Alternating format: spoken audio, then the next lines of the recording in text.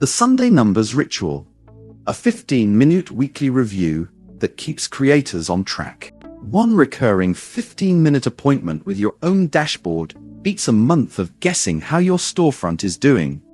Check your analytics is the least useful piece of advice in the entire creator economy because it doesn't tell you which numbers, in what order, or what to actually do once you've seen them.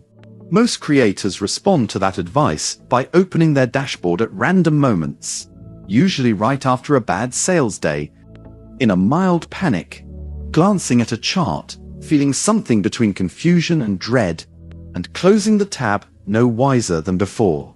That's not a review, it's a reflex. A real weekly review is scheduled, short, and scripted. The same 4 numbers, checked in the same order, every single Sunday, each one paired with a specific decision it's allowed to trigger. 15 minutes, once a week, is enough. If you know exactly what you're looking for. Why check your analytics fails almost everyone. Vague advice fails because it doesn't specify a stopping point. Told to check your analytics, a creator with genuine anxiety about money will happily sit there for 40 minutes, refreshing the same page, hunting for a number that makes them feel better, and walk away more stressed than when they started.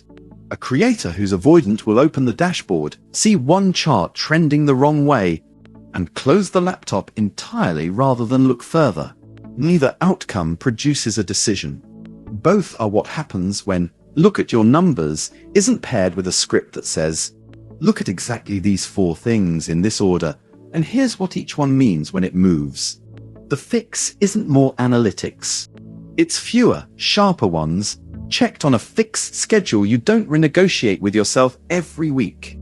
That's the whole idea behind the Sunday Numbers Ritual. 15 minutes, 4 numbers, 1 decision each, done. The 4 numbers in the exact order to check them. Order matters here more than it looks like it should. Each number answers a question that the next number depends on. Checking them out of sequence is how creators end up making a pricing decision based on a traffic problem, or a content decision based on a checkout problem. Work top to bottom. Traffic to your store link. How many people actually landed on your store fan page this week, and where they came from? Visitor to buyer conversion. Of those visitors, what percentage became a paying customer? Top product share of revenue. Is one product carrying the whole week? And is that a good sign or a warning sign?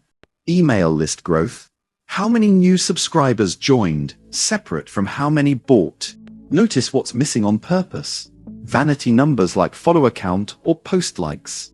Those measure attention, not income, and they belong in a content review, not a business review. This is a business review. Number 1. Traffic to your store link. This is your top-of-funnel check, and it answers one question only. Is anyone actually showing up? A creator on the free plan can eyeball this from click activity around their bio link. A creator on the pro plan gets a full picture through built-in Google Analytics, including which platform sent the visit. The decision this number triggers is simple. If traffic dropped hard week over week, the problem is upstream of your store entirely.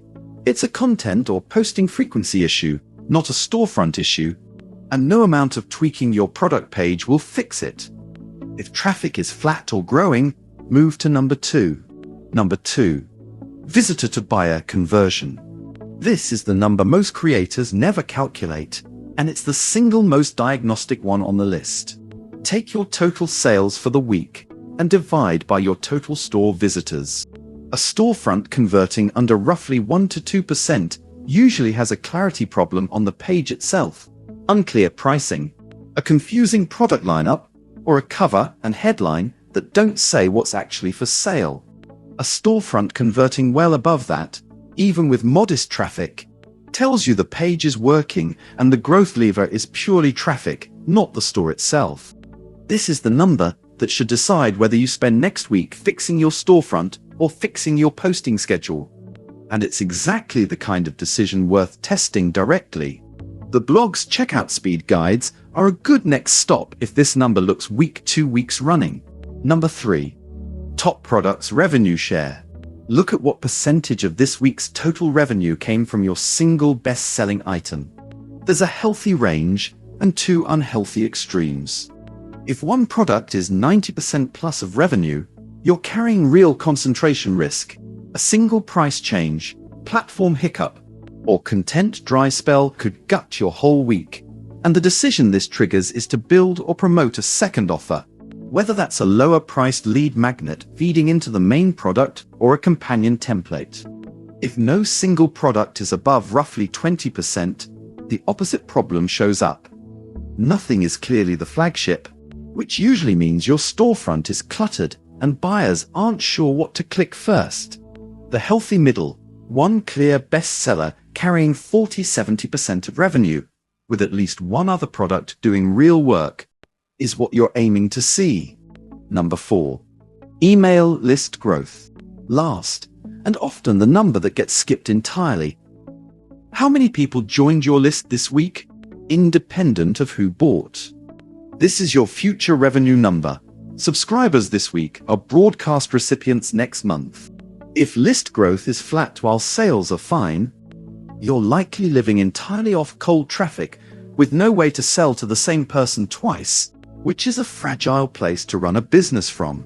The decision here is to check whether you have a free lead magnet live and linked prominently, and whether your last broadcast email went out on schedule. A store with zero list growth for 3 straight Sundays needs a lead magnet added before it needs anything else.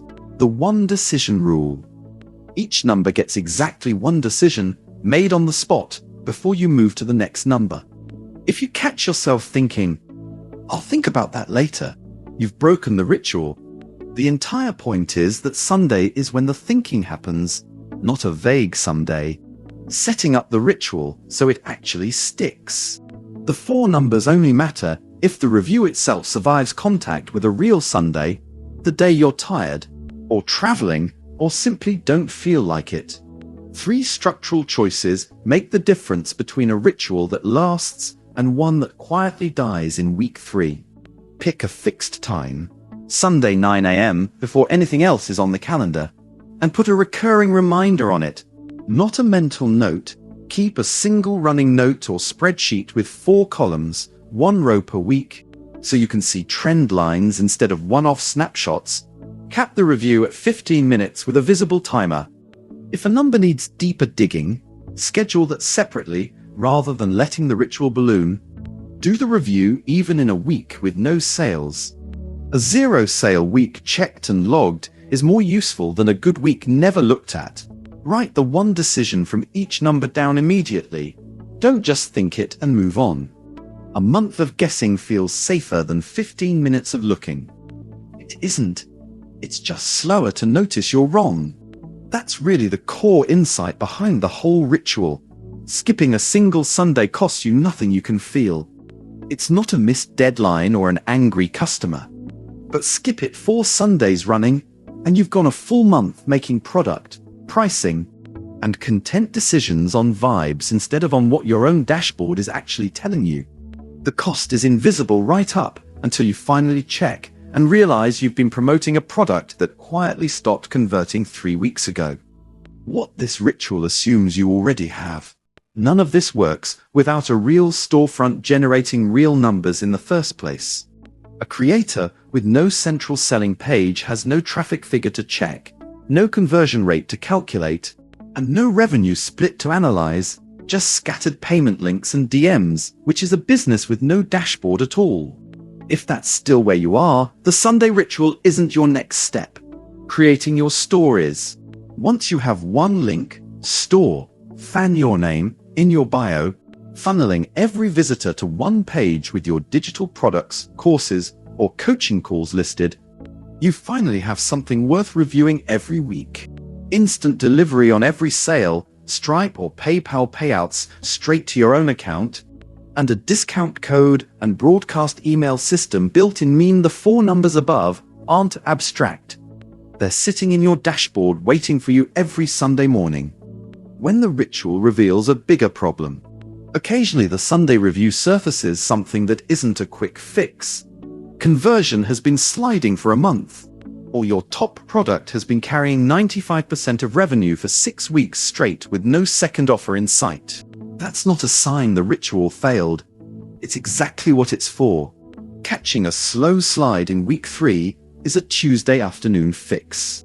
Catching the same slide in month 3, because nobody was watching, is a much bigger rebuild.